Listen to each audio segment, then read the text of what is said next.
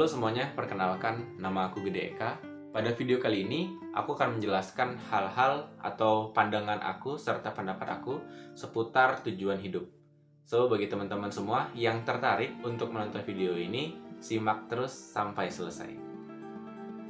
Nah, teman-teman, dalam dunia ini kita pasti akan menemukan banyak sekali orang-orang yang sangat ambisius dan juga sangat ingin mewujudkan tujuan-tujuan atau visi-visi dalam hidupnya. Seperti ada yang ingin cepat kaya, ada yang ingin mengelilingi dunia, ada yang ingin menguasai sebuah negara, atau banyak sekali visi-visi dan juga tujuan-tujuan hidup yang dimiliki manusia. Tentu tidak ada salahnya dengan hal ini, selagi kita mampu bermimpi dan juga terus berusaha. Sebuah tujuan justru bisa menjadikan motivasi agar kita bisa tetap hidup dan juga beraktivitas dengan sebagaimana mestinya. Akan tetapi, pernah nggak sih teman-teman ataupun yang sedang menonton mengalami fase atau masa-masa di mana kita bingung akan tujuan hidup? Nah, aku pribadi pernah mengalami hal ini di mana saat liburan atau saat tidak ada kerjaan, tidak ada kuliah, aku bingung apa sih tujuan hidup aku?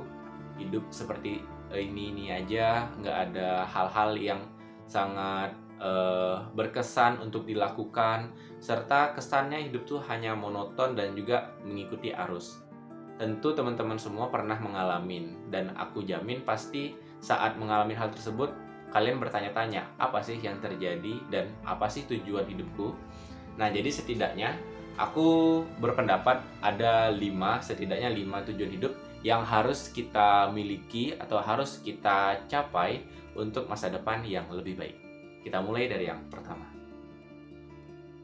Baik, yang pertama adalah kesehatan. Tentu kita ke depannya pasti akan banyak cita-cita, kita akan punya banyak tujuan, dan jika tujuan ini ingin kita capai namun kita terhalang oleh kondisi fisik yang sakit-sakitan, kemudian tidak fit, dan juga banyak penyakit, tentu ini langsung membuat kita down dan juga sangat menghambat kegiatan kita sehari-hari.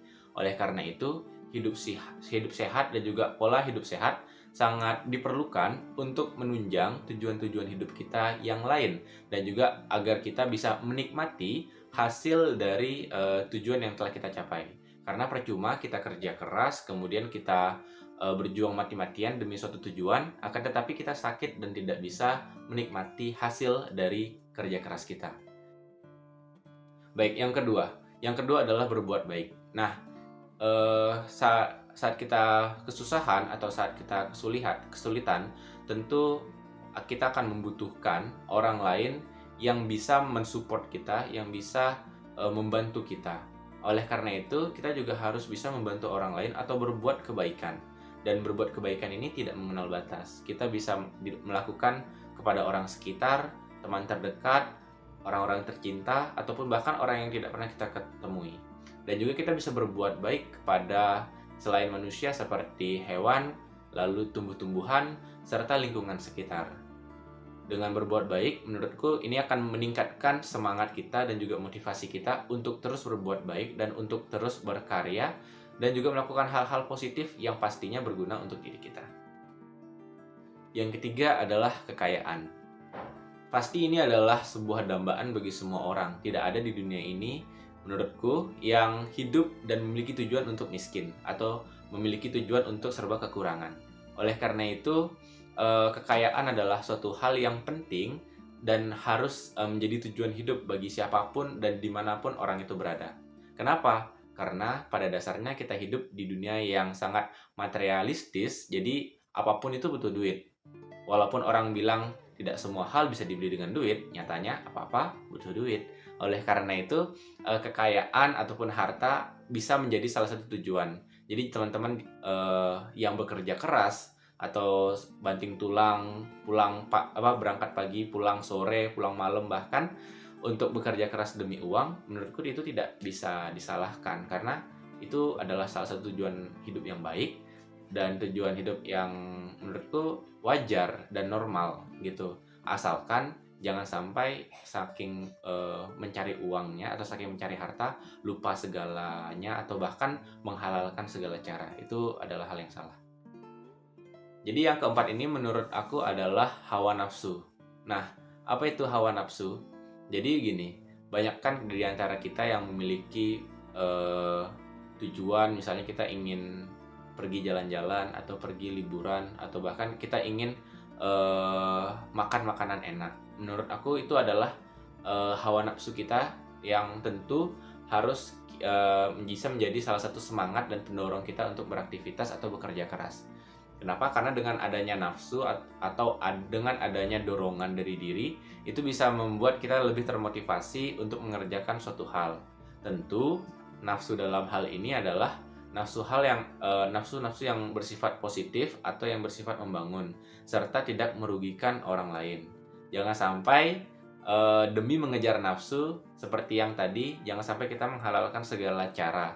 Tetaplah berusaha untuk mengendalikan dan juga menyalurkan ke hal-hal yang lebih baik.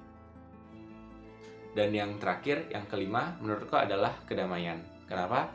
Karena damai saat kita melakukan suatu hal itu tiada duanya. Walaupun kita punya harta segelimpang apapun, kalau misalnya hidup kita tidak damai, hidup kita tidak nyaman, menurutku hidup itu seperti tidak berguna. Kenapa?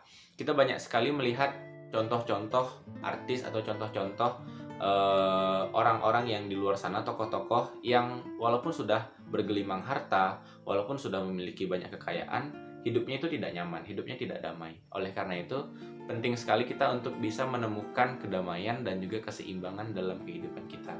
Teman-teman semuanya pasti sangat akan bahagia jika bisa menemukan kedamaian, terutama kedamaian yang sejati.